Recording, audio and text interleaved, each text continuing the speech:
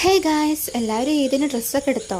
ഞങ്ങൾ ഇപ്രാവശ്യം നല്ല ലേറ്റായിട്ടാട്ടോ ഡ്രസ്സ് എടുക്കാൻ പോകുന്നത്. കാരണം വീട്ടിലെല്ലാവർക്കും പനിയായിരുന്നു. പനി പിടിച്ച് അങ്ങനെ കിടപ്പിലായി.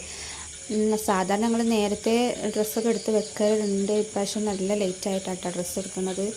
പനി ആയതുകൊണ്ട് തന്നെ 2 ദിവസമായി വീഡിയോ ഒക്കെ ചെയ്തിട്ട്, അപ്പോൾ അതിൻ്റെ വിഷമം ഞാൻ ഇതിലാണ്ട് തീർത്തിട്ടാ. അങ്ങനെ നമ്മൾ നേരെ തിരൂർ മാർക്കറ്റിലേക്കാണ് പോയിട്ടുണ്ടായിരുന്നത്. ആദ്യം അവിടെ ബഡ്ജറ്റ് ഫ്രണ്ട്ലി ആയിട്ട് ഞങ്ങൾ എപ്പോഴും ഷോപ്പ് ചെയ്യുന്നൊരു ഷോപ്പുണ്ട്, വിസ്മി എന്ന് പറഞ്ഞിട്ടുള്ള. കുറേ പേർക്കൊക്കെ അറിയുന്നുണ്ടാവും. അങ്ങോട്ട് പോയപ്പോൾ ഭയങ്കര തിരക്കായിരുന്നു അവിടെ. അതുകൊണ്ട് അവിടെ കയറാൻ പോലും പറ്റില്ല. ഞങ്ങൾ നേരെ പിന്നെ ഫെയ്ത്തിലോട്ടാണ് വിട്ടത്.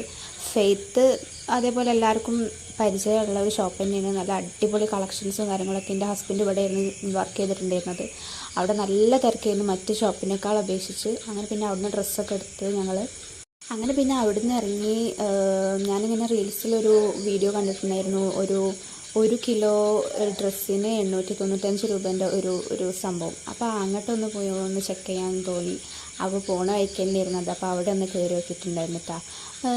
കുഴപ്പമില്ലാത്ത കളക്ഷൻസൊക്കെ ഉണ്ട് അവിടെ. പക്ഷേ നമ്മൾ ഉദ്ദേശിക്കുന്ന അത്രയ്ക്ക് നല്ല ഐറ്റംസ് ഒന്നും ഇല്ല കേട്ടോ.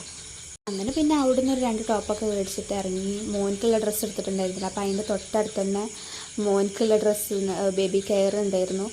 സോ അവിടേക്ക് പോയി അവിടെ നിന്നിട്ട് മോനിക്കുള്ള ഡ്രസ്സ് ഒക്കെ എടുത്ത്.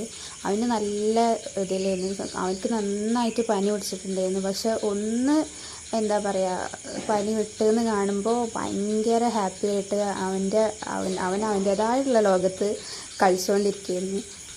അങ്ങനെ പിന്നെ നമ്മൾ ബേബി കെയറിന് അവനക്ക് ഡ്രസ്സൊക്കെ എടുത്ത് അവനക്ക് കളിക്കാനുള്ളൊരു സാധനമൊക്കെ മേടിച്ച്.